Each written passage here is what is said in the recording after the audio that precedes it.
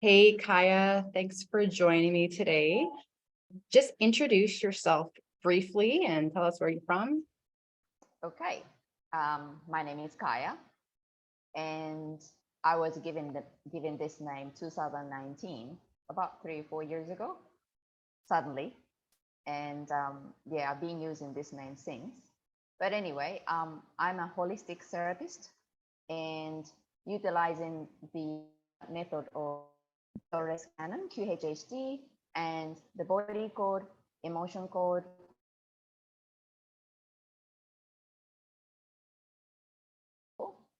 and I'm living in Australia at the moment, but I'm from Japan. So you can hear the accents and some mistakes in English, but please be aware, how to say, bear with me. Okay, awesome. Well, let's just jump right in. You had a near-death out-of-body experience, and I'd like to hear your story. And please start with where you were at in life leading up to it before sharing. Um, I was, the time that I had a near this experience, NDE, I was in France, but I had a connection with the one or the source, whatever you want to call it, since I was a child. And I was thinking maybe I talk about my life journey a little bit, so that people can understand a little bit more clearly. But I was very intuitive. I was different from other people, and I aware of something was there and within. So I was always talking to something, especially when I was a child. I had a very difficult life at home and then, at school. So I was talking to the stars at night. Every night I go out, and then I felt so sad and lonely. And then I started to just talk to the stars and say, look, I had enough. So take me because I'm ready. Don't hesitate, just come. And I didn't understand why I was doing that every single night for so many months. And I stopped doing that because I realized that no one come to pick me up.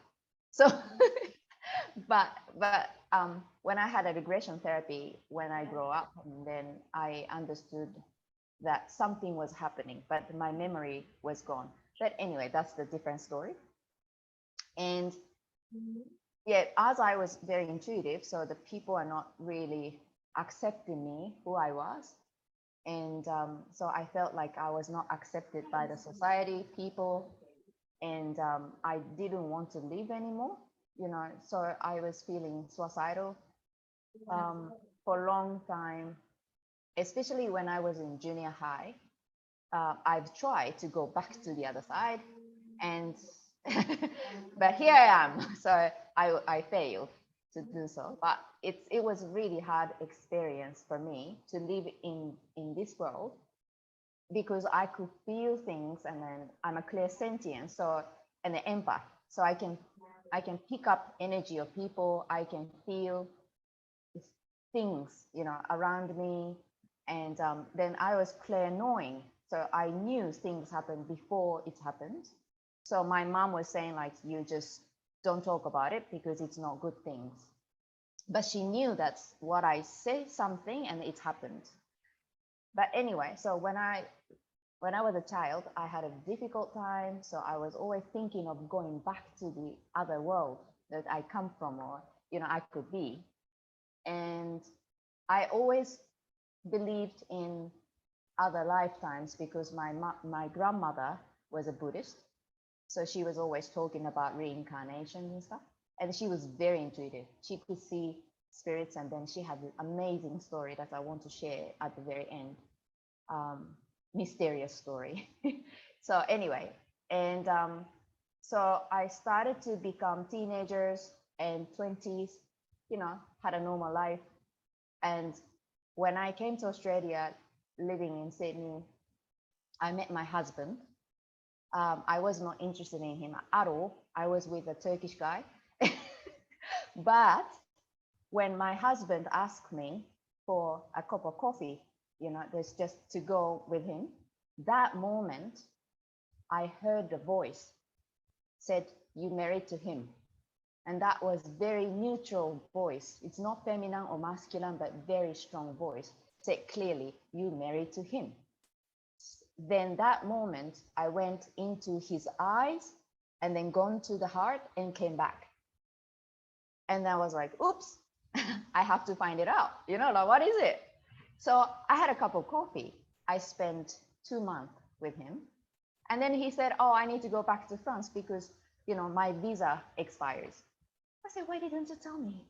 But anyway, so he gone back. And then we decided to marry. So we only spent 2 months together, and then we married. And then I was in France where I had a near-death experience. But that voice is the key. I heard voices in the past, but that voice was very clear and sending me, messages quite often. But that moment when I heard, "You married to him," I was like, oops. Anyway, and when I got to France, I had a cultural shock because I didn't know the language. I didn't know the culture at all. And it was quite different from Japanese culture. So I was depressed. I didn't have a friend. And my husband became very bitter. And I was like, oh, what's going on? And I was feeling down every single day. And one day I realized that I was drawing with a pencil on a notebook, just dark stuff on it. It was all black at the end, but I didn't know what I was doing. I was just doing it for a long time. Must be because that was so many pages of it. And then I felt like it was something else. It's not me, but I could feel negative energy, heavy energy on me. And I started to have fever, very high heat fever. And then I started to cough, couldn't stop. And I couldn't eat, couldn't sleep for so many days. And when I got to the doctor's house, because in France you visit his house and he check you. And then if you are very, very bad, they send you to the hospital and stuff like this. But you need to see a doctor at his house. So I went there, but I couldn't stand up. So I was like crawling like a baby on the floor. And then people look at me and say, "Oh, don't touch her. She must have a terrible disease or something." It was so bad. I couldn't even stand up. Anyway, so I couldn't sleep. I was exhausted. I couldn't eat for so many days. Then one point, I could feel my body was shutting down. My mind was happy because I was like, yes, this is it. Like I can go back there. But my body was aching and I had an infection in my lung. So every time I breathe and cough, it was a terrible pain. So I was just, dealing with these symptoms. And then that moment I was like, okay, this is it. I can go back. So I said to the universe, take me, I'm ready. And then next things I remember is that I was in a void of energy. It was not darkness. It was dark or black. It's kind of like there was no color. It was like I knew I was existed there. My presence was there, but my pain and all the symptoms gone. So, but I could feel that I was still on this planet, but I was somewhere else. That's everything was there. I knew that I was connected to something, or I was merged to something, or like I become that I was feeling. And I was like, great, okay, I don't have symptoms, but where am I?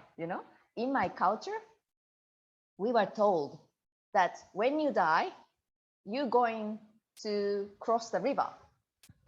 You have a river and then you need to cross it.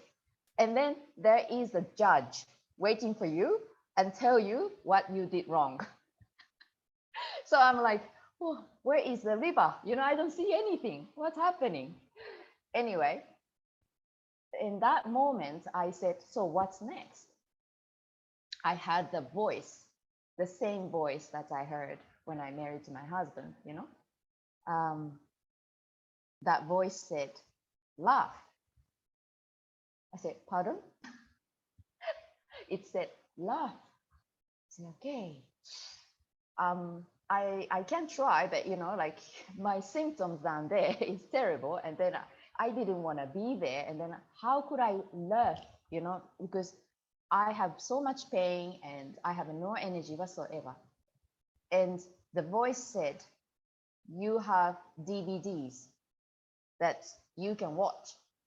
And it is the one you should watch. And then it's not exactly what he said was that, but he mentioned, or it's mentioned like this, there are DVDs you watch, and it's in that house you're living. So I said, okay, but I don't understand French. So if it's in French, I cannot even laugh, I will be like, oh, okay. It's a boring story. And it said, no, you find the DVD and watch it. And I stayed there just for another, I don't know, there was no time. So I cannot describe how long I was there, but I stayed there until I felt like I was ready to come back. So I was lucky, like I had a choice. If I could stay there as long as I wanted. But I was so curious of this DVD. So I went down, kind of like, it's not I went down, but I went back to my body. I don't know how I did it, but I just put the intention that was okay, I want to go back. And I was in the body. And then all the symptoms came back. But even I couldn't stand up before this experience, NDE experience, I could move my body better than before, So I moved to another room searching for those DVDs that I never seen. And then I found it. And that was the TV show is called Friends. So it was a comedy show in America, and that was in English. So I was like, oh, good. I can watch because it's in English. So I didn't wait. I just put the DVDs on the TV and I start watching. And it took for me for 2 days and a half, a bit less than 3 days. I kept watching, nonstop. And by the end of this 2 days and a half, or less than 3 days time, my body symptoms disappeared. Not completely everything, but almost. I still had a pain in my lung, but I could breathe and I was not coughing and my fever was going. And so I was like, oh, this is good. Then I realized that my awareness or conscious was not completely here. So I was living as a human being, with a soul, but my awareness was not 100% here. So for several months since that experience, I was like living there, but I don't remember so much what I was doing, the contents, details, but I was there.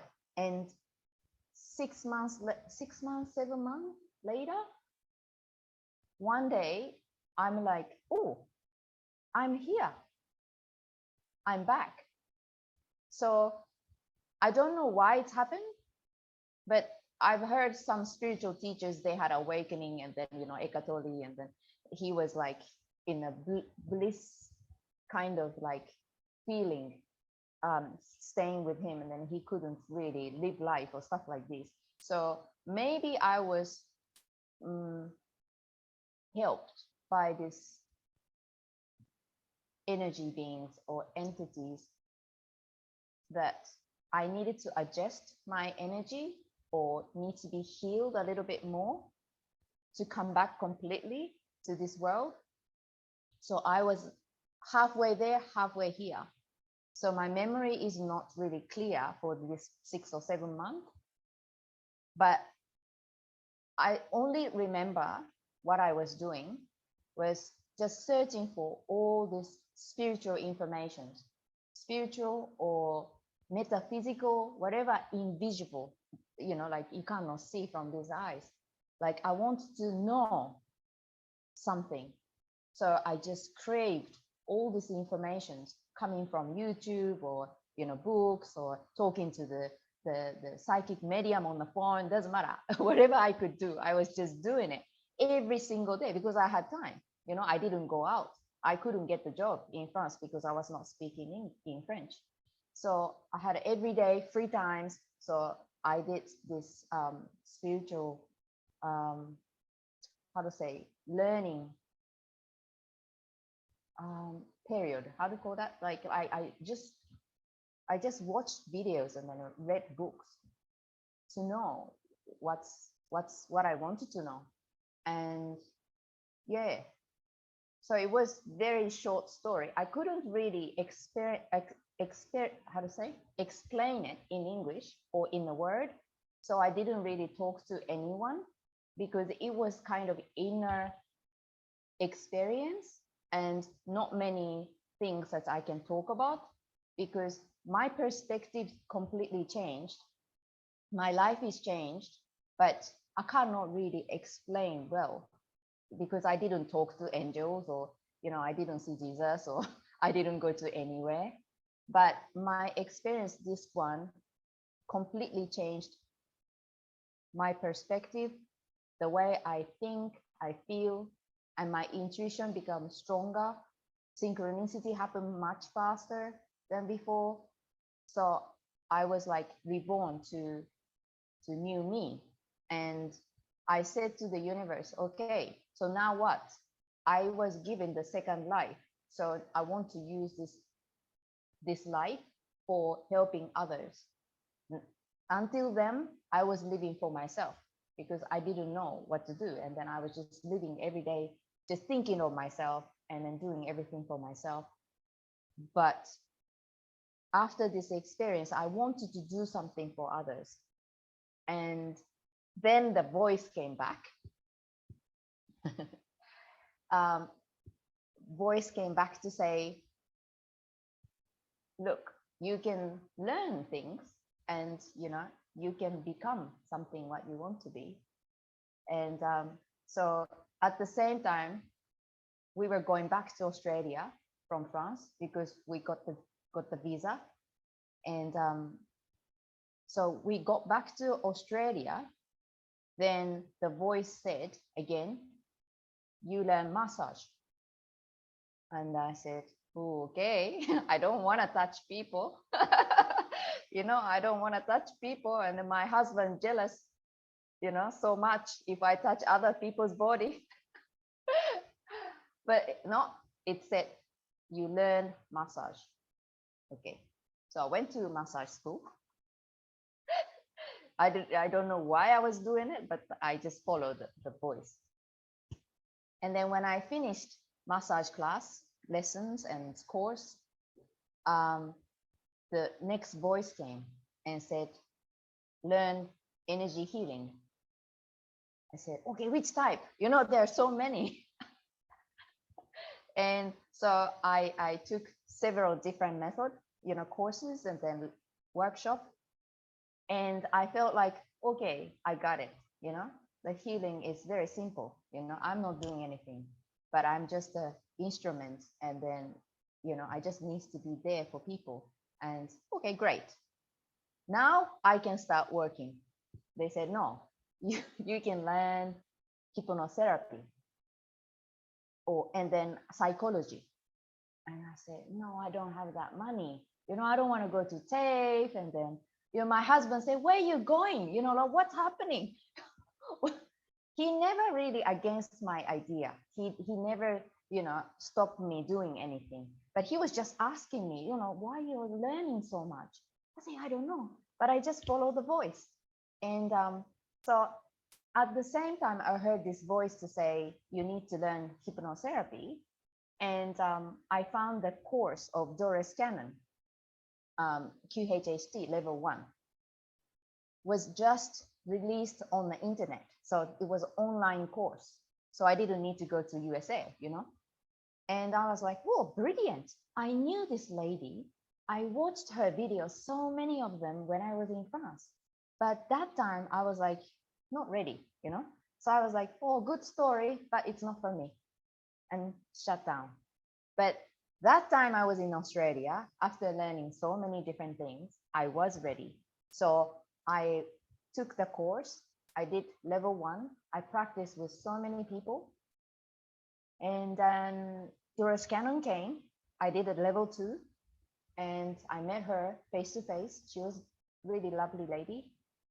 Unfortunately, she passed away after that, but like I was so happy to meet her. And so, you know, I did everything, whatever the voice asked me to do. And then I understood why they wanted me to learn all those things, because massage is the body, energy healing is the spirit, and hypnotherapy is the mind. So all those things I learned is body, mind, spirit, right? And like I doubt myself sometimes, you know, like I'm very skeptic person. I have to see things before I believe things. But when I maybe I share one story quickly. When I doubt, synchronicity happened. Very strong synchronicity or something amazing thing happened. One day I was doubting myself, and then I had a client come into my house, and then I was supposed to give him QHHT, and he was kind of my friend from the massage school. He was a beautiful Kiwi guy, drag queen in King's Cross in Sydney, and very feminine, but beautiful young guy. And so he came, and then we had a great session. But in the morning before he came, I couldn't sleep. So 2 o'clock in the morning, I was Googling and searching for some information about tarot card reading or stuff like this.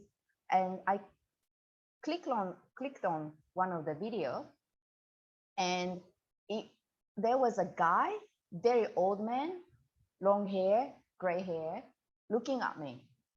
And he looked at me, and then he was talking to me.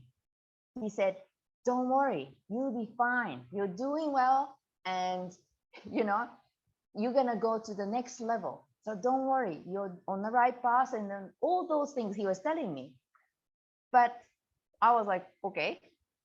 I just click on the wrong video, so I just deleted it. You know, like I just forget about it. Then my friend, this Kiwi guy, came for having a session in the morning, but it was like 10 o'clock or something. I completely forgot about that video I watched. So anyway, I asked him if I can ask one of question to his subconscious, because I want to have an answer. So if his subconscious can come through, can I ask my question? I said to him. He said, yeah, no problem. You know, anything you want to ask. So I said, okay. The session went well, very well. And at the very last stage, I said to his subconscious, he was closing his eyes, smiling, and then speaking in a very old man voice. And my question was, am I doing the right thing? You know, I'm on the right path, and I'm doing the QHHT and the other methods to help people. Is this the one for me? And then he turned his head around, because I was sitting there, still closing his eyes, pointed at me, and he said, do you remember I sent you a message this morning? I was freaking out, and then I said, okay, you can recede. You know, like, session is complete. I'm like, okay, I didn't tell this guy what's happened in the morning, because I completely forgot about it, right? But they just communicate with us in all sorts of ways.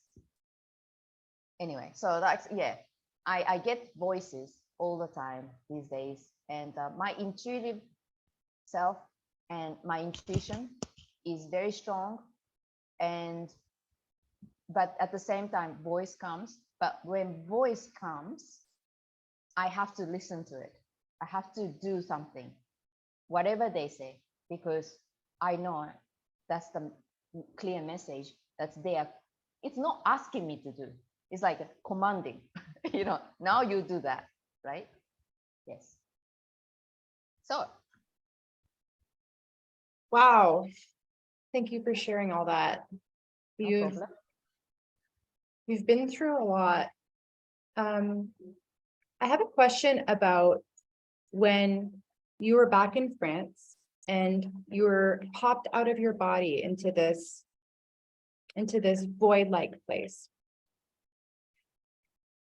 Can you tell us a little bit more about being outside of time and what that was like, as well as everything that you remember feeling while you were out there? It was more like I knew that was me. So it was nothing really, not like exciting feeling, or the anxiety, or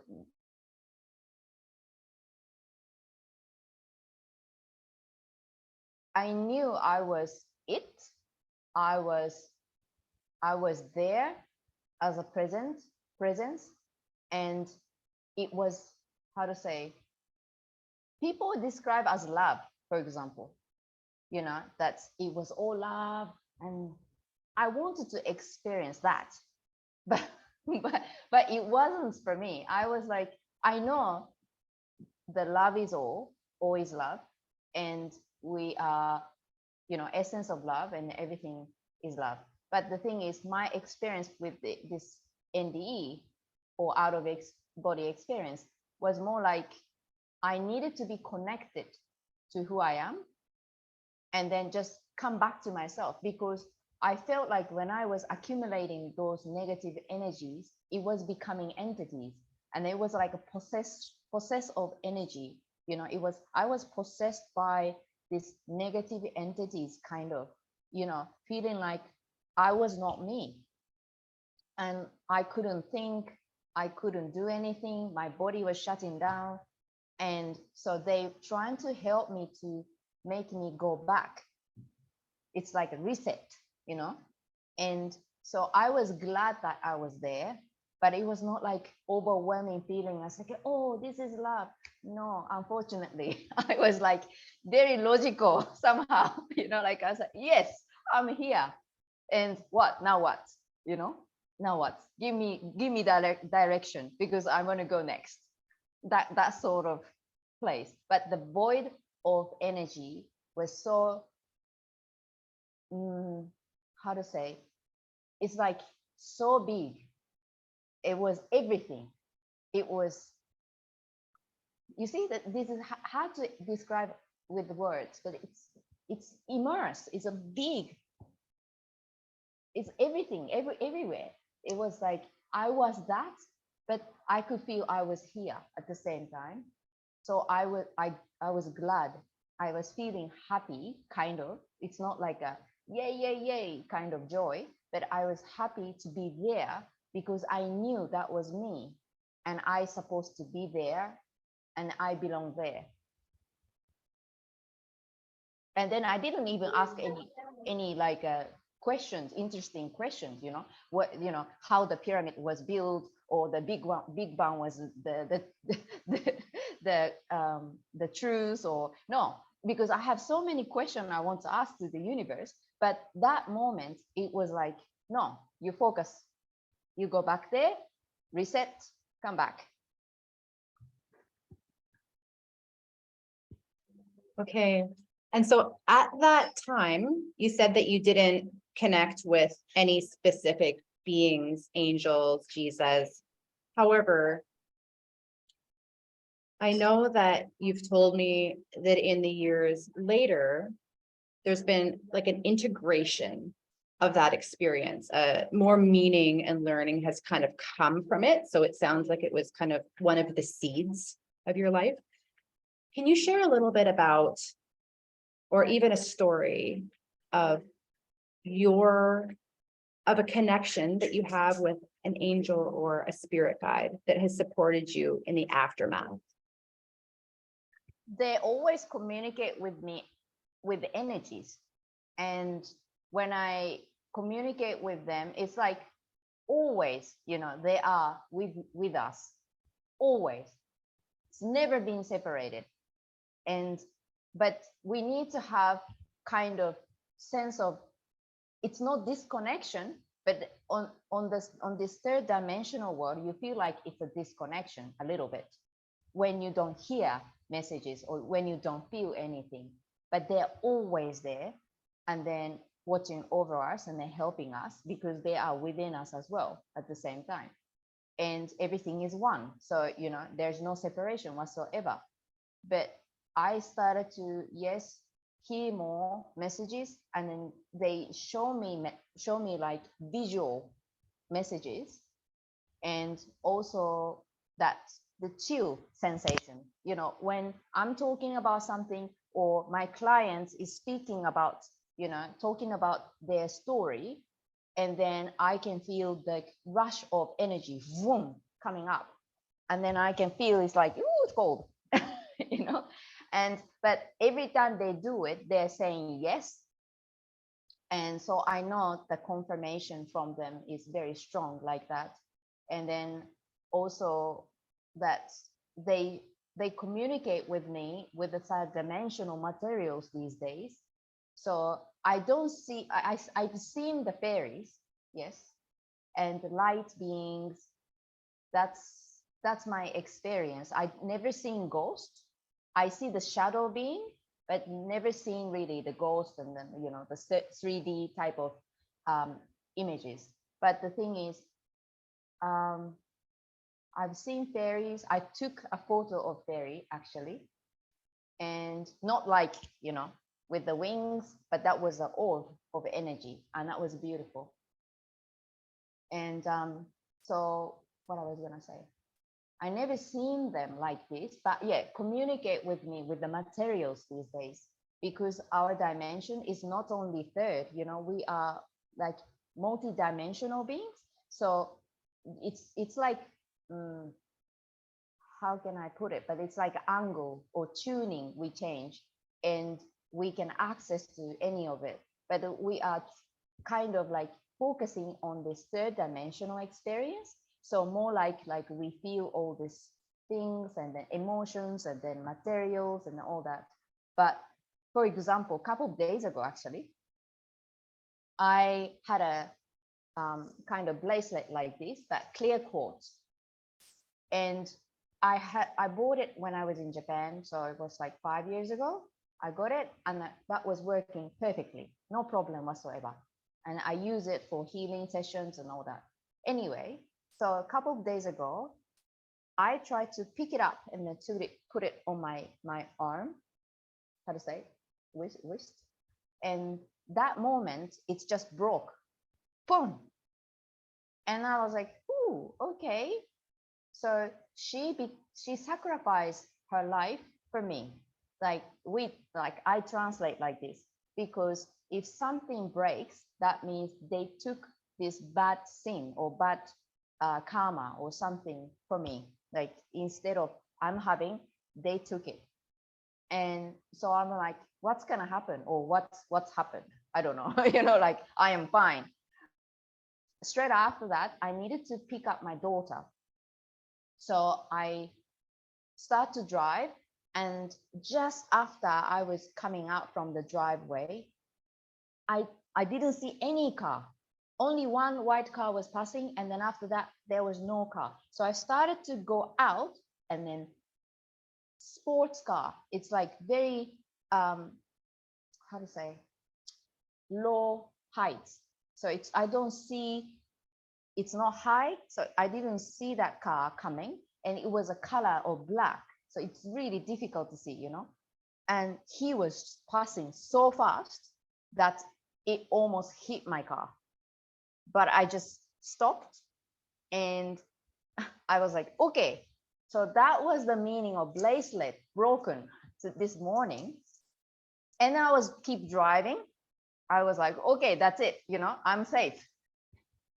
No, on the way to pick up my daughter again, another car was coming from the other side, and then they're trying to pass the bicycle rider, that they taking over all this, you know, road. So this driver was very impatient.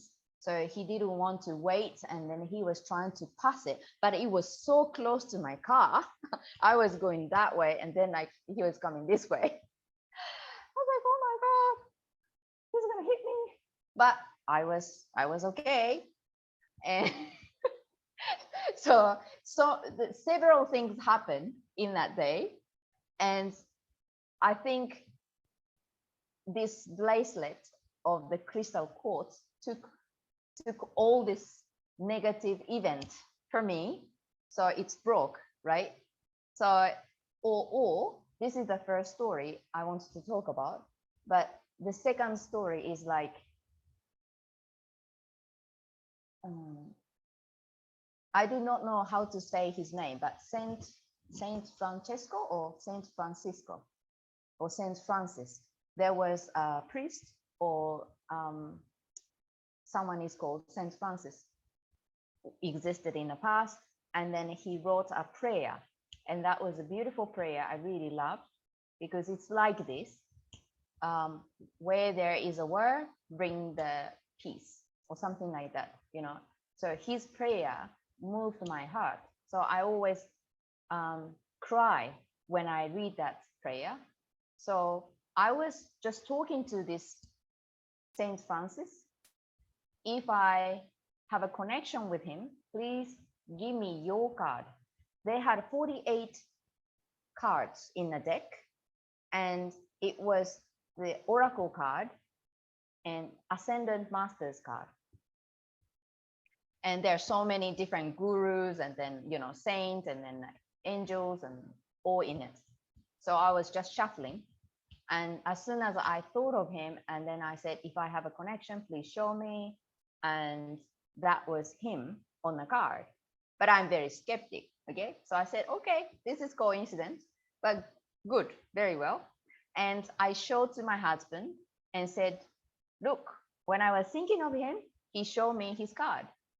And then my husband said, oh, I forgot to tell you. Yesterday, I found a piece of paper in front of like the door entrance. And I said, where? I cleaned that area yesterday and I didn't see any piece of paper. And my house is so isolated, like it's on the top of the hill. I have no neighbors.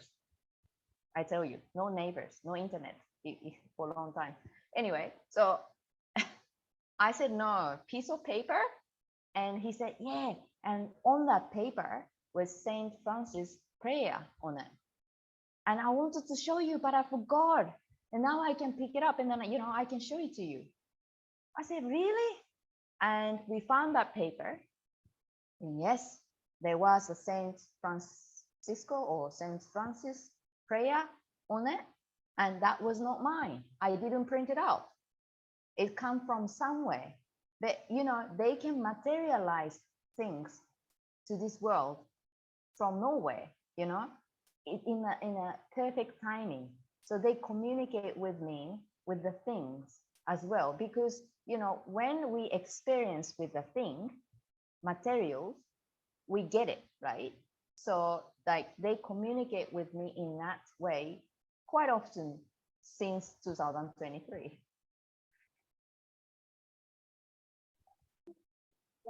Thank you. So that brings me to the idea that a lot of people out there, when they hear about people who have connections with their angels or their spirit guides, there's maybe a bit of a misconception that, you know, an actual vision of an angel pops right in their bedroom and is like, blam. Mhm. Would you say, though, that a lot of people that do similar work as you are actually communicating with these types of synchronicities and material world signs? Yeah, of course. And Okay. angels are real. Angels are real, but they are very compassionate, and they come up. But for me, my understanding is they can be formed in any way, but because we perceive angel with the wings, so they often come with that form, but they don't have to be that. They can be a energy ball, light by ball of light, or just the, they can come with a 3D, but just look like a person. And but we think that angel always have wings, so they come out with it. And then I know that one of the story from Satya Sai Baba, for example, one day he was traveling into the countryside, and like he had like 10 people, 2 cars, so 10 people on the car, and then going through the very poor village. And he suddenly said, okay, we're gonna stop the car, we're gonna have lunch here at a very poor family house. Right? And they are so happy, like such a Sai Baba comes really suddenly. It's a great opportunity, but the lady in the house started to cry because they didn't have a food. So, and then there's no preparation whatsoever. So they're so poor, they don't have food either. And so Baba, I call him Baba, Baba just asked one of the member who was in the car before to, I forgot his name, but I call him doctor. Okay. So the doctor go out to the car, and he said, okay, but we didn't bring any food. But I go because you told me. So he went out and then got to the car. There were 2 huge angels standing up with a silver plate. And he's like, he couldn't close his mouth. And he's like, okay, I'm seeing something weird, but thank you. Thank you for the food. So he carried one. I think the angels carried the other. I'm not sure what's happened, but as soon as the food was put it in the house, angel disappeared. And the doctor was still opening his mouth, and and so the Baba said, close your mouth. And I just explained to you, you don't see them always because they're there always, but you don't see them because you are not ready, or like you're like, how to say, like people don't see them, but they're always there for us, for serving us, for us. And the other day, the Baba's student or someone looking at him and said, he looked very thirsty. I should have a glass of water or something. That was his thought. But he didn't move. That moment, the hand came out from the air and with a glass of water, and then passed to Baba. And then he pick it up and then drink, and then put it back to this hand, and then hand disappeared. So the students, or it was not only one, but they're watching what was happening, and they're like, oh my God, we just saw a hand came out from the air. Like, what was that? And Baba said, oh, that was a Hanuman. Hanuman is a very good servant, and like his devotion is great. So Hanuman came to give me water because I was thirsty. So as you know, like those beings are there, and that we don't see them doesn't mean that they don't exist. Because my grandma's the story, maybe I talk about it now, because my grandmother was very intuitive. She could see the ghosts and spirits. And one day, her whole family died. Like she was the 8th child in the family, so the last one. And so 8, how do you say, like sister and sister and brothers she had, but she was the youngest. So her brother and sister died, and then mother and father died, and then someone else died. So 11 people died, all of them, not suddenly, but little by little. So all of them died, and she was feeling sad, and she was about to sleep at night on futon, which is not a bed, but on the floor. And around her head were 11 people standing up, all of them, and said to her, "We want to give you something, but you need to go to one of the town. We're going to give you a name of the place, so you go there." And she's like, "I never been there." And that was long time ago. So the airplane traveling, and then that thing is too much for her. She was still young, and she didn't want to really travel on the airplane, but that place is far, far away from her town. But she heard the message, and then she was very curious. So she contacted a temple minister. I don't know how to call them, but it's like a priest in the church. But so he agreed to come with her. But they two of them traveling for the first time on the airplane, and they lost the way. They didn't know where they're supposed to go. And one guy turned up and said to her, "Oh, I'm going to the same place. I can show you where to go." And they got to the place, and the man disappeared. And she's like, that's interesting. Anyway, they took a flight and got to that town. And they trying to get to the hotel, but they didn't know what to do. And there again, the same guy turned up, and she was like, "His face is very familiar, but I don't know him." Then he explained how to get to the hotel. Then he disappeared again before she said thank you.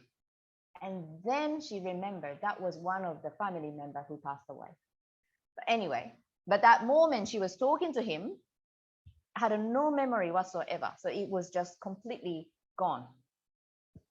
Then they got to the hotel, stayed there, and decided to go to one of the temple in that town, because that was the place that those family who came to the to talk to her at night times, in a spirit form, explained to her, "You should go there."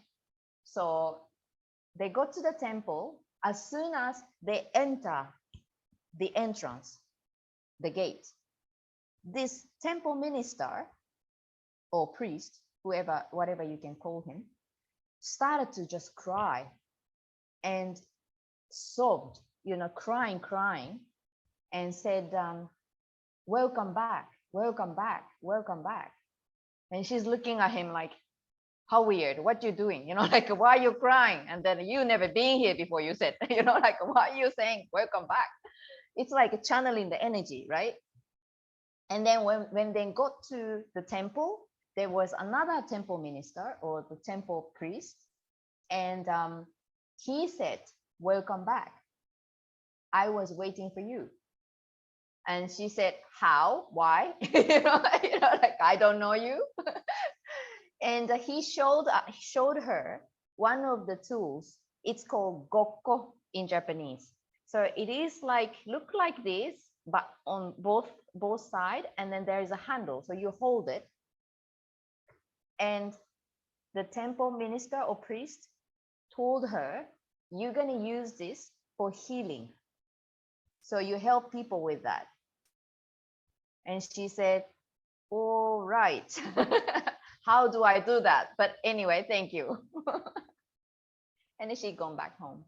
So, those beings, like the families, they are in a spirit form, but she could see clearly 3D form.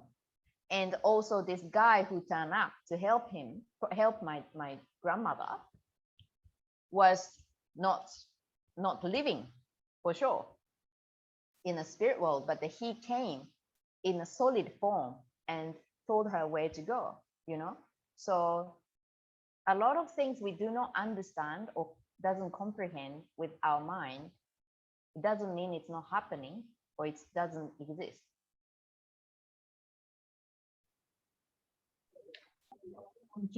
Thank you so much for those really inspiring stories. If a person asked you about the best thing that they could do to start connecting with their intuition and with the invisible helping beings that are around, what would you tell them as a simple first step to that? Okay. This is not a very clean word, but you said you have a not you, but to my client or the someone who asked me that question, I said, you said you don't have a connection. That's bullshit. You always have connection whatsoever. You cannot be separated. That's the first thing. So just do not think that you're not connected. Forget about that idea, because that's not true. That's the first thing, because the mind is everything, right? And people say, but I am not really intuitive. I said, yeah, but you must have had some experience in life.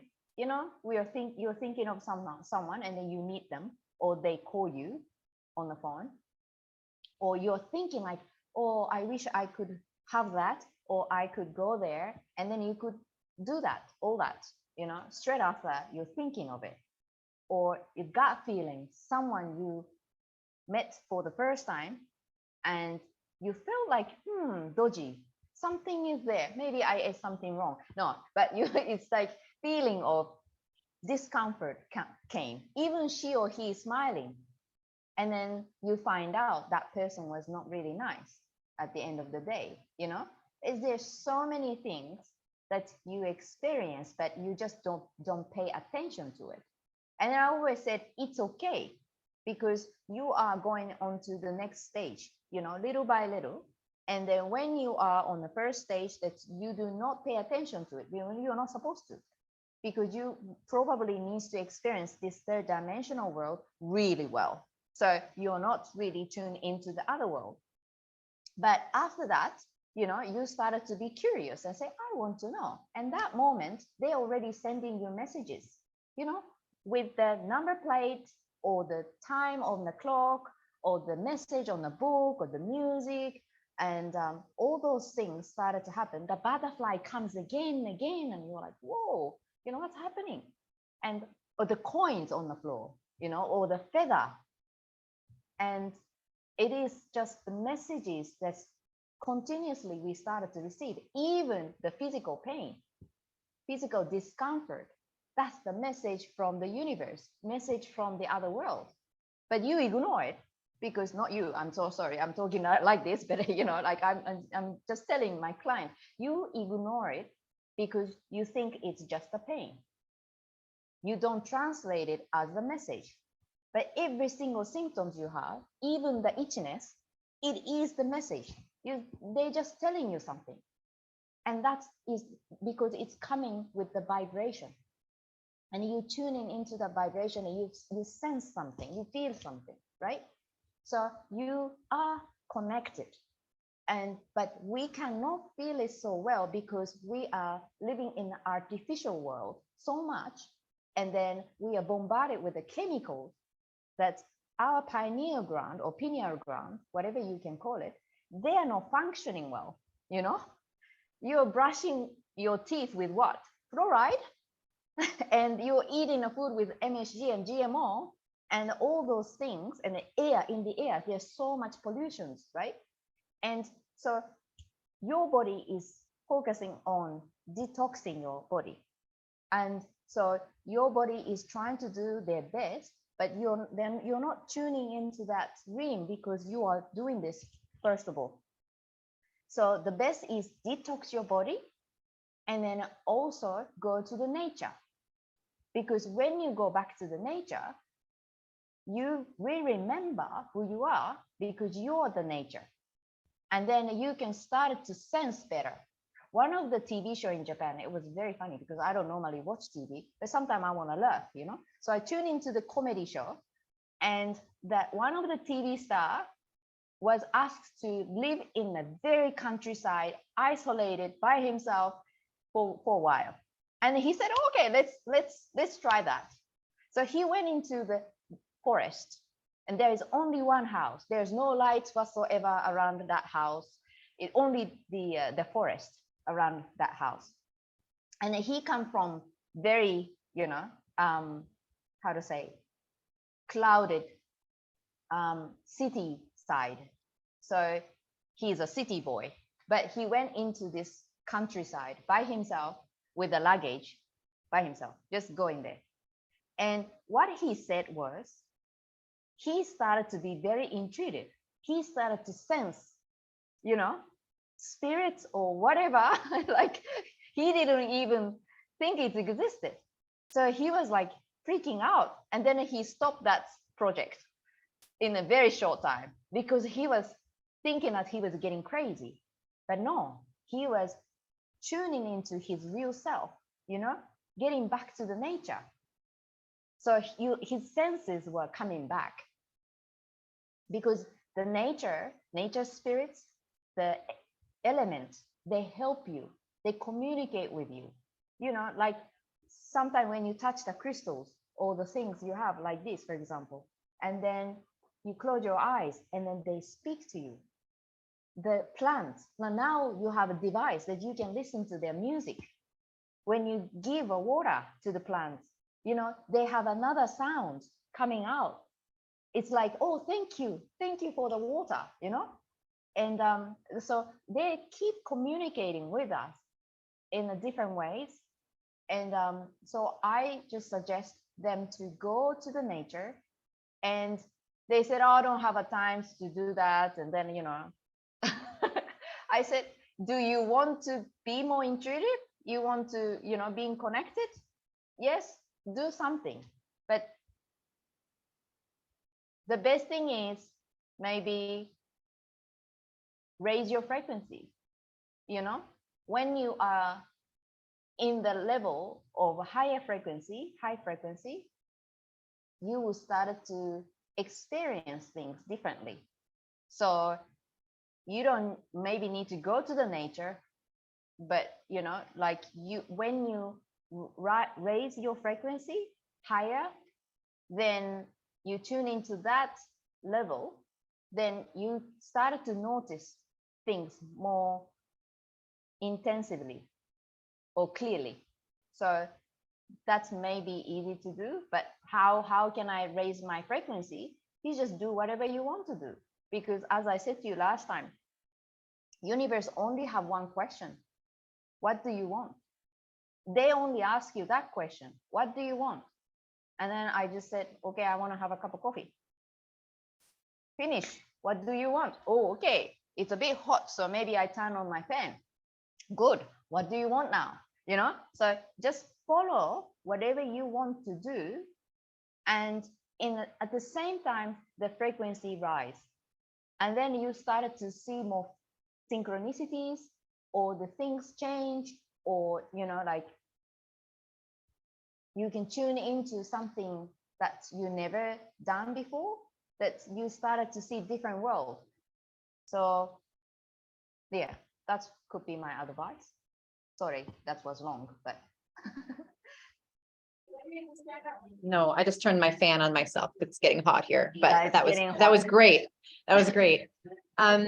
Yeah, our time is coming to a bit of a close, but I do have one or two more questions for you. yeah, sure. The next one is around raising your frequency, and you talked about detoxing and getting into nature and slowing yourself enough to notice the things that are already there, but we're too busy to pay attention to.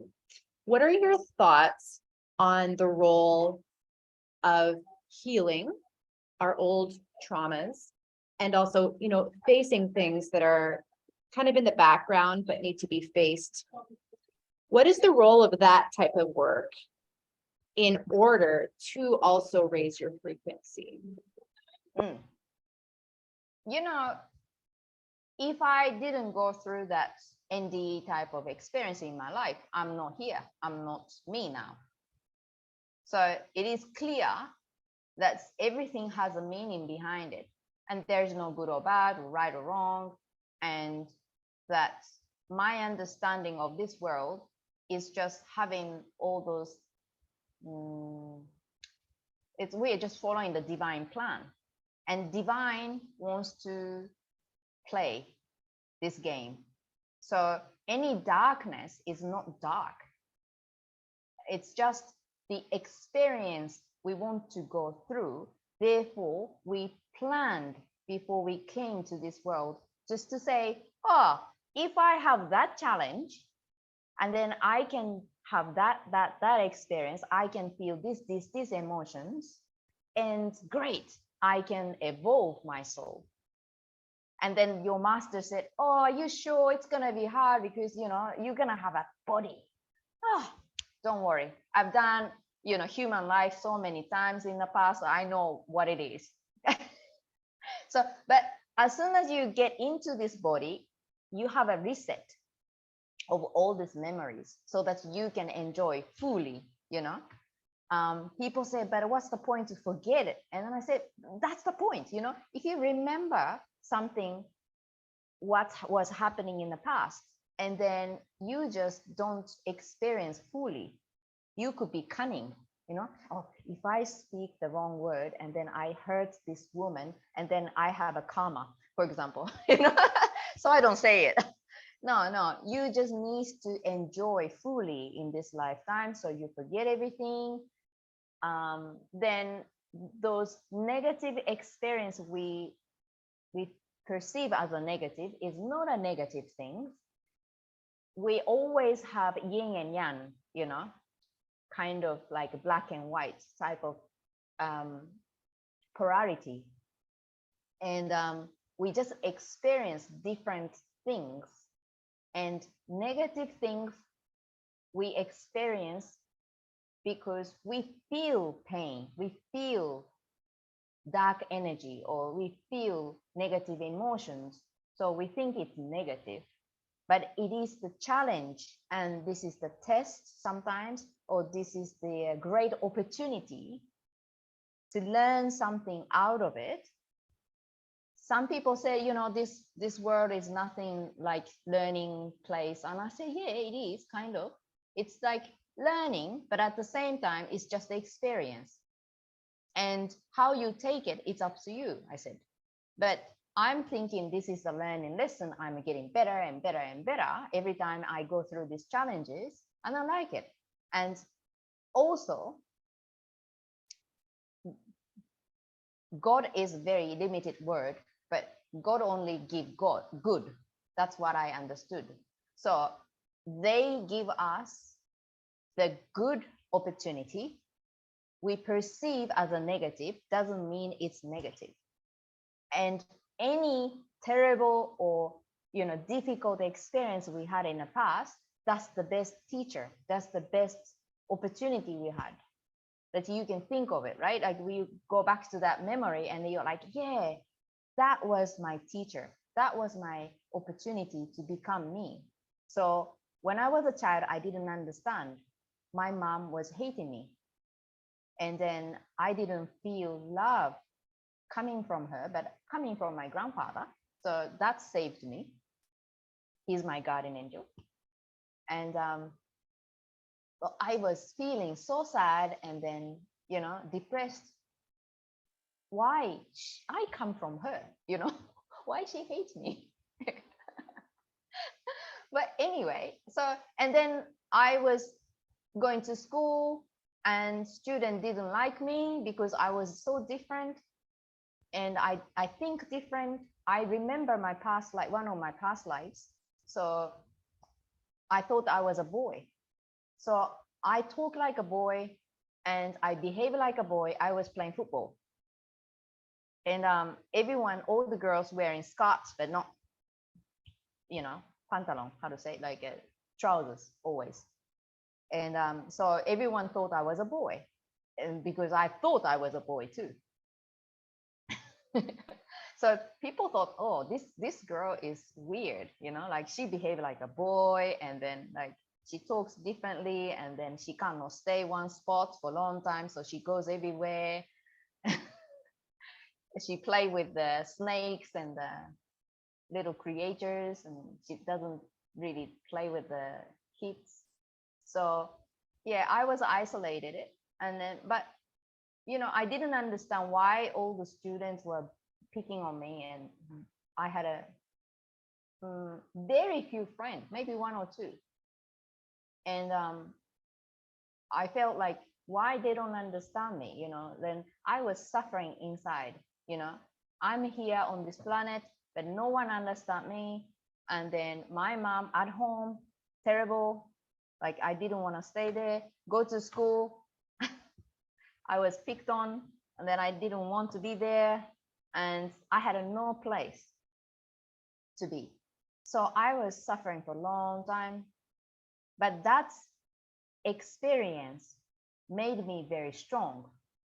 And then they gave me so many lessons, and I could feel a lot of different emotions in that period of time. So I learned so much from it, and I know that bullying is not good. I know that not being loved by parents or mom is very painful. So I love my daughter. You know, I show her I love her. Even she's a teenager, she said, "Oh, get off," and or what do you call that? Like get lost to me in the morning. But I hug her. I say, "Good morning, my baby," and then all that, because I didn't get that experience.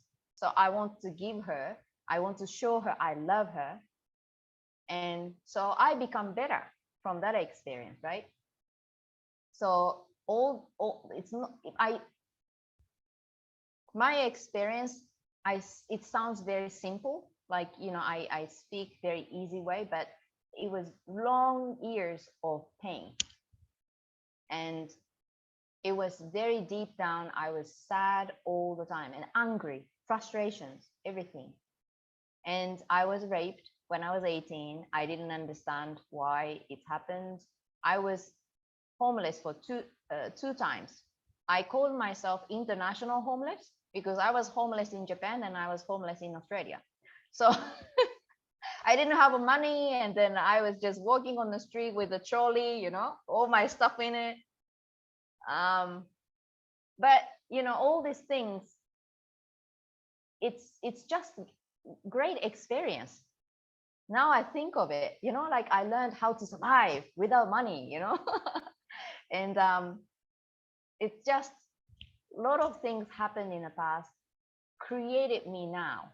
And so I want to tell people that anything in this lifetime you don't like, for example, I don't like cockroaches, I don't like judgment, I don't like, for example, unfairness, I don't like war, you know, all those things.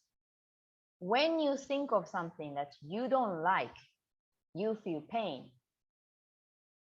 Congratulations, you know now what you want to learn or you want to achieve out of it. So if you list up all these things you don't like, and then next to it, you write down the emotions, how you feel because of that. Cockroach, why I don't like? Because I cannot control it. I cannot understand how they move, you know, they're creepy. They move fast, you know, and then so I feel not secure. I feel not secure, right? So I write it down next to it. And then I said unfairness, I don't like, because I was judged, and then my sister was loved so much and then I wasn't. So I thought that's unfair, you know? So I felt sad, I felt angry. So I write it down on the next to that incident or this word, and you just analyze it, you know, why you don't like it with the emotion. And most likely you find the same emotions coming up again. And then you know that is your subject. you picked up. You're like, oh shit. But this is a great thing. You should analyze it. This is very easy things to know, because if something you like, you don't learn much. You just enjoy it, right? It's raise your frequency. So that's a good tool. I call it a medicine, natural medicine. So whatever you like, do it, because it's raise your frequency. It heals your body. It heals your life. Good. But something you don't like is the lesson you wanted to learn. So just focus on it, look at it, analyze it, and then deal with it. Because if you don't deal with it, you're going to do it eventually in the next life or other lifetimes, right? So you want to finish it now. So the pain, negative things, darkness, they are doing their roles, because everything is God, everything is divine or one, whatever you want to call it. They're doing the game, creating this world. And I am the creator of this world as well, because I'm a part of or essence of this divine, or I call it in a different names on this video. But whatever the name is, doesn't matter. It's just they are playing game, and we are just enjoying as a character. And so we should just enjoy whatever it is, embrace it. Do not focus on the negativity. One thing happened, for example, money gone, someone stolen that, and then you may feel anger. Yes, that's good. You can feel that. But after that, change the mindset to say, okay, money gone to the place that they meant to be. I helped someone. Right? And, why I could survive was more like I had a positive mindset. And when I had a $2 in my pocket, I just communicate with my higher self and said, okay, $2 is not enough for surviving for 3 days. So can you give me something? And then I was walking in the Sydney, very busy street, but I was thinking, communicating with my higher self.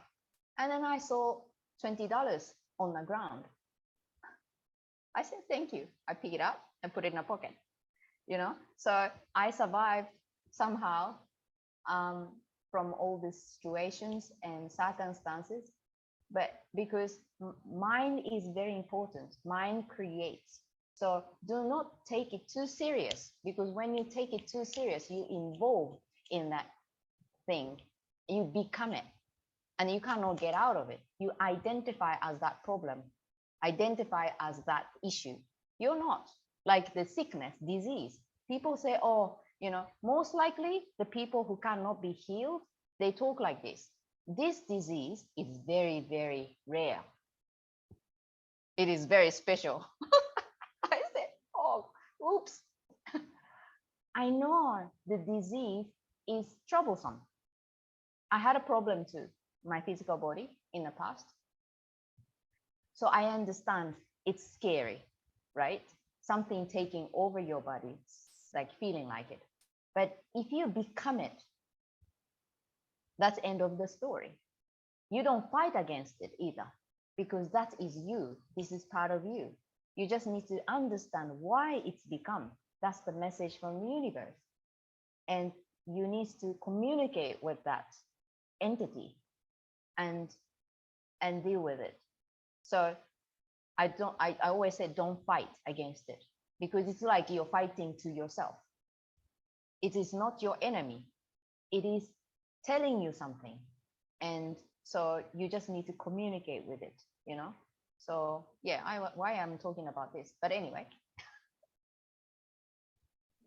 No, that's perfect, because the question was just around if there's trauma and healing to be done, how can that raise your frequency? And so you just described how you've done it yourself. Yes.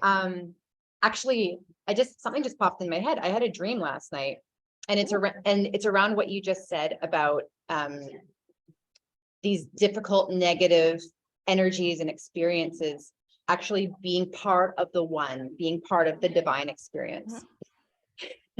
I saw in my dream, this like scary face. It looked like one of those masks, one of those like frightening indigenous masks. And it had a consciousness, like it was like, it looked like a being.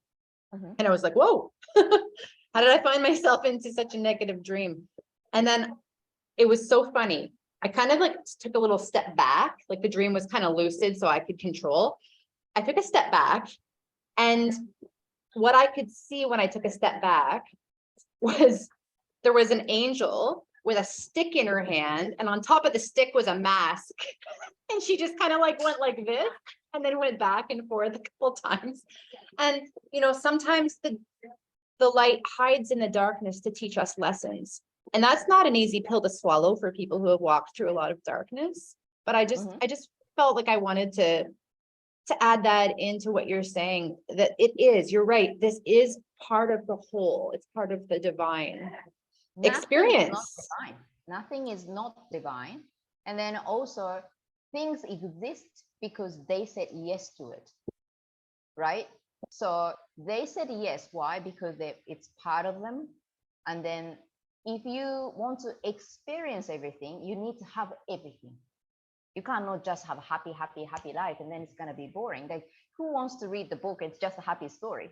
Like I say, oh, good, she married and she had a child, and then okay, this and that, and traveling around the world, boring. Like you want to have a little bit of drama, But so like life have to have all sorts of angles, stories, like perspectives, and then everything. So that darkness, okay, they do their work.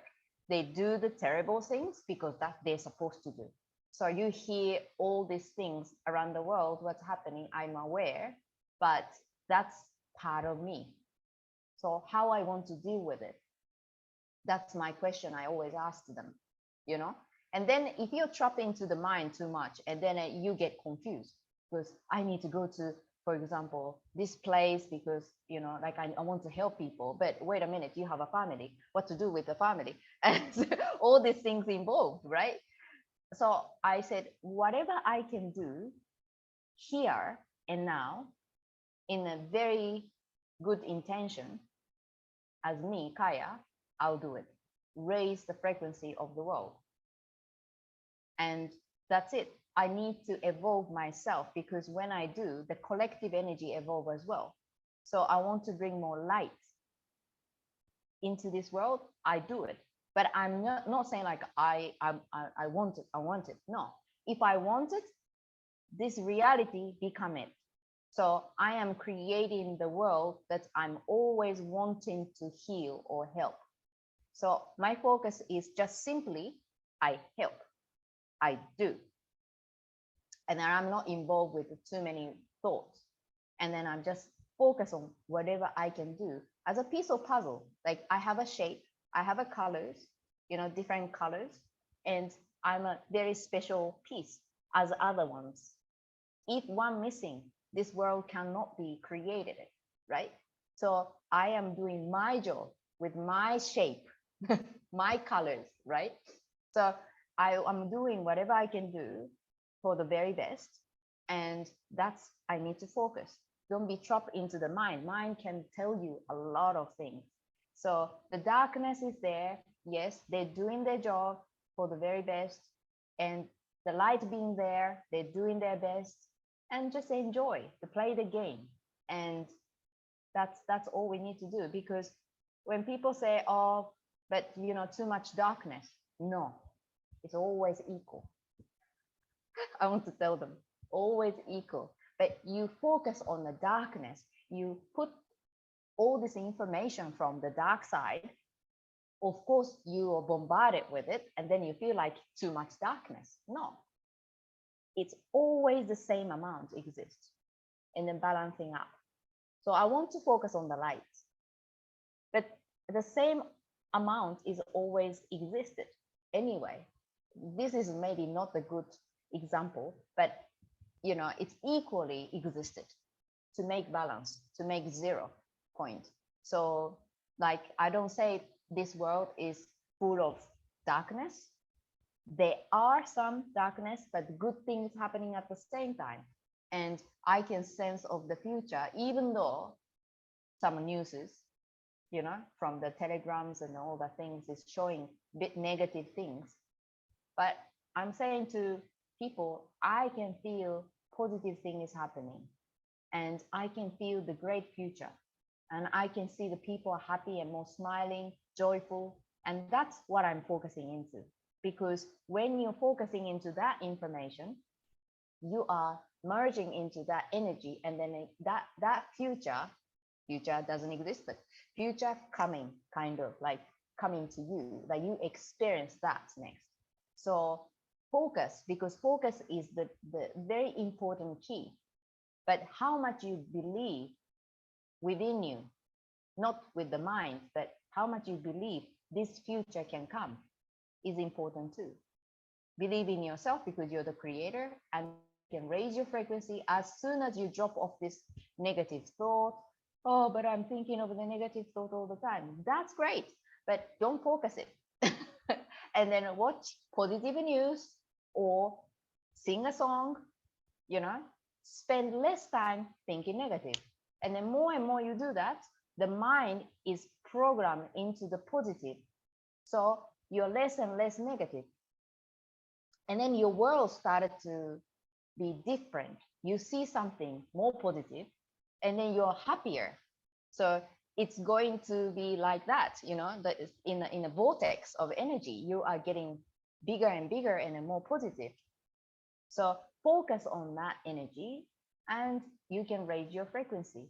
You can, yes, also detox all the things you don't need: people, thoughts, food, stuff, mind, everything, right? But detox is very important. So as soon as you can, you start little by little. Doesn't matter what is the best method. I don't know, because it depends on the person, you know. So for me, I chant, I sing, not singing la la la la la. I'm singing the name of God, gods, or whatever it is. So why I'm doing it, that frequency, the name of gods are very high frequency. So I am tuning into that energy, and then I'm not thinking at the same time. And then also I know when I'm cleaning the house, cooking the food, I don't think, right? So I focus on that. And then when I'm feeling good, and then good things happen next. And then, you know, so I just keep doing whatever I want to do, and you just tune into my joy, you know, and then it's going naturally going up. You don't have to do any other things. There's no best way. For you, what's the best way? You only know. So you just pick up some, you try, and then if you feel comfortable, you just do it. The method could change in time, change it, you know, but I've been doing it for 2 years. Okay, forget about it. It's not for you anymore. Move to another one, you know. So it's all good. Raise your frequency, and you will start to see different reality. It is easy. That answer the question?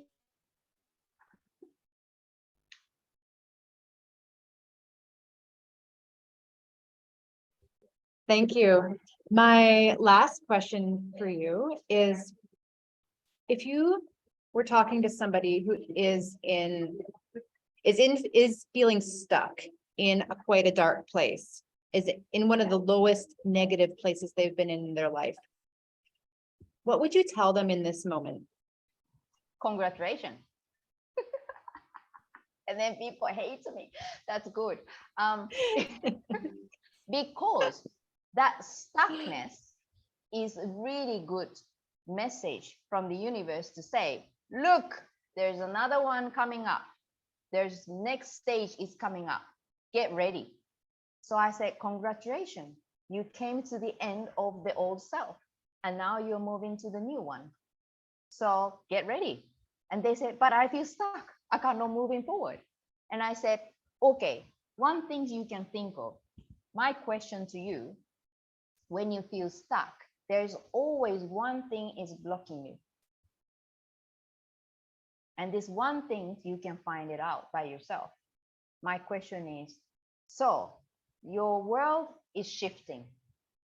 If you change yourself, what could happen to you, but in a negative way? Because people move into the new reality and then people say, like, it's going to be wonderful. For example, someone who had a sickness inside of her body and said, if I'm healed, wonderful, I don't have a pain, I can live life, I can travel, fantastic. And I said, no, you have something in you, you believe, that's blocking you, which is you just get the answer for this question. If you get rid of your sickness and then you have no sickness anymore in your body, what could happen, but in a very negative way, very bad way to you? And she said, nothing. Keep talking. I said, nothing, but maybe I don't search for the cure. Maybe I do not spend so much time listening to the spiritual topic, or maybe I have to go back to work. I need to take care of my kids more than before, because at the moment, my parents are taking care of them because I'm not feeling well. You know what I mean? So many things, whatever it is, you just have the belief something bad or negative or, that's unpleasant will happen to me if I change, if I get better. Then that's the blockage. So some people said, like, when they're having a business, like a business, and then they have like their own company, and then they said, I want to expand, but I'm going nowhere. What can I do? I said, you may have a belief that something bad happened to you when you expand your business. And he said, no way, it's going to be fantastic. I can earn money and I can, support my family. I said, but what do you afraid of if you expand your business? And he said, maybe I lose my freedom. Maybe I need to work harder, maybe I need to deal with more people, maybe more phone calls, or maybe I need to spend at home more times so that I have a more argument with my wife, for example. You never know what it is, but there's something always there. So you ask yourself, what is it blocking you? Do you have that belief in your subconscious? Yes, then you cannot expand your business. You cannot get rid of your sickness, because that, for example, this lady who had a terminal cancer, she couldn't, because that was a QHHT session. So we were communicating with her subconscious or higher self, whatever you can call them. And their so her subconscious told her they cannot heal her because she chose to have or keep the disease or sickness, because when she's healed, her husband is leaving from her. Her husband wants to be separated from her, but when he was starting to talk about it, she found out that she had a cancer. So he stayed with her. So she could stay with him as long as she's sick, as long as she has a cancer, which is painful, having a cancer or losing him. Losing him is much more painful for her. So she chose to keep her disease. How simple is this? Everything we are creating by ourselves. Nothing is coming out of us. Looks like it sometimes, but it is not. Everything is us. Everything is our game. And some people do understand this level, some people don't, and then it's okay. When I talk about something people don't understand, I said, you do not need to know right now. So it's okay. when you're ready, you will understand it. One of the guy, his name is Michael, I think. That was a long time ago. I gave a QHH session to him, and he was just about awakening. So he was like so excited. Oh, I know this spiritual teacher, this and this technique, and then this is, oh, I'm so happy. And so I was talking to him about something, and then he was like, he had a big question mark in his head. And he said, I do not understand what you're talking about. And I said, that's all right. You will eventually understand. 6 months later, he wrote me a message via email. I said, now I understand what you're talking about. Thank you. And then that was his message. But, I said, when you do not understand, that's not the right timing. When you don't have something with you, that means it's not the right time for you to have it. The perfect timing is always there. And the mind doesn't comprehend. They don't understand it. But the universe knows. They know the best timing. So you just let it go, surrender to the universe, then said, okay, I'll wait. Whenever it's the perfect moment, bring it to me. Thank you. That's it. And then you do other things. People say, I'm stuck. I don't have a client now. I don't have like job, for example, or I'm losing money. And then like I have a time, but like I'm getting nervous. And then I say, good. When you don't have something to do, that means universe is giving you free time. Indulge yourself. If you are told that you're gonna die in 3 days, what you gonna do? For example, I'm going to having a massage. Maybe, I'm going to the massage shop and then have a massage, go for a walk, eat a nice food. I don't know, have a haircut, whatever you want to do it. And while you are doing it, you started to have a synchronicity because you raise your frequency instead of worrying about something that you cannot have or you do not understand, because that's a trap of the mind, making into this vortex of energy and thinking patterns. Oh, you have to think to figure out what to do. You have to think. No, even you think for 3 days the same question, you get nothing. So for 3 days, you enjoy. Do the scuba diving or, going to somewhere you can go. Enjoy. Then when you're enjoying yourself, your mind become blank time to time because you're experiencing something. You're so in tune into that reality. Then, boom, you receive the information from the universe because you have that space. Normally you think, and then you have no space between. But when you make space, boom, you can receive that message. And you're like, ooh, I got a good idea. And the next things happen. Synchronicity is just a key to the next door. Open the door and then going to the next. And then that happens when you listen to your intuition, you listen to yourself, and do not doubt, because doubting is just the illusion. You're here on this planet because you're meant to. You choose to be here. If you don't choose, you don't come. And you're so precious for the universe that they love you so much. And this love you never felt in this world. So you can probably you cannot understand what's this love, but it's there for us always.